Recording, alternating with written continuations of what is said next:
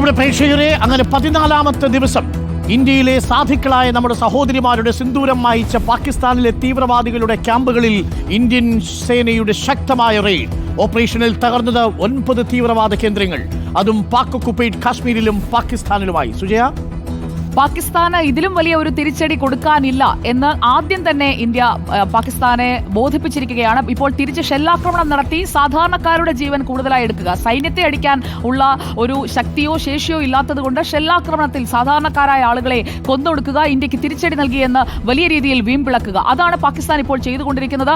അത് നമ്മുടെ രാജ്യം കണ്ടുകൊണ്ടിരിക്കില്ല എന്നുള്ളത് ഉറപ്പാണ്. ജമ്മുകശ്മീരിൽ ഇപ്പോൾ ഈ അടിയന്തര സാഹചര്യം നേരിടുന്നതിനായി മുഖ്യമന്ത്രി ഒമർ അബ്ദുള്ള മന്ത്രിസഭാ യോഗം വിളിച്ചിട്ടുണ്ട്. അതുപോലെ തന്നെ സൈന്യത്തിന്റെ വാർത്താ സമ്മേളനം 10:30 വരാൻ പോകുന്നു. എന്തായിരുന്നു നമ്മുടെ ഓപ്പറേഷൻ? 90 ഭീകരരെയെങ്കിലും വധിച്ചിട്ടുണ്ട്, നിരവധി ഭീകരർ. അതിൽ ഒരുപക്ഷെ നമ്മൾ തേടുന്ന ഭീകര തലവന്മാരടക്കം, ഈ ഭീകരവാദികളുടെ തലവന്മാരടക്കം ഒന്നുകിൽ കൊല്ലപ്പെടുകയോ ആശുപത്രിയിലാവുകയോ ചെയ്തിട്ടുണ്ടാകാനുള്ള ഒരു സാധ്യതയും തള്ളിക്കളയാൻ കഴിയും. ഏറ്റവും ഒടുവിൽ വരുന്ന വിവരം അനുസരിച്ച് മുരിഡ്കയിൽ നടന്ന ആക്രമണത്തിൽ ഹഫീസ് സെയ്ദിന്റെ മോസ്കാണ് തകർത്തത്.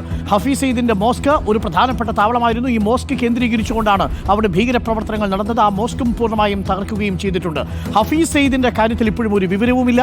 എവിടെയാണ് ഹഫീസ് സെയ്ദ്? അതേപോലെ ഹിസ്ബുൾ മുജാഹിദീൻ നേതാവ് സയ്യിദ് സലാഹുദ്ദീൻ എവിടെയാണ്? ജെയ്ഷെ മുഹമ്മദിന്റെ ഭീകരർ മസൂദ് അസർ എവിടെയാണ്? ഈ വിവരങ്ങളൊന്നും ഇപ്പോൾ ലഭ്യമല്ല. ഈ 3 പ്രധാനപ്പെട്ട കേന്ദ്രങ്ങളും ഈ 9 കേന്ദ്രങ്ങളിൽ പെടുന്നു.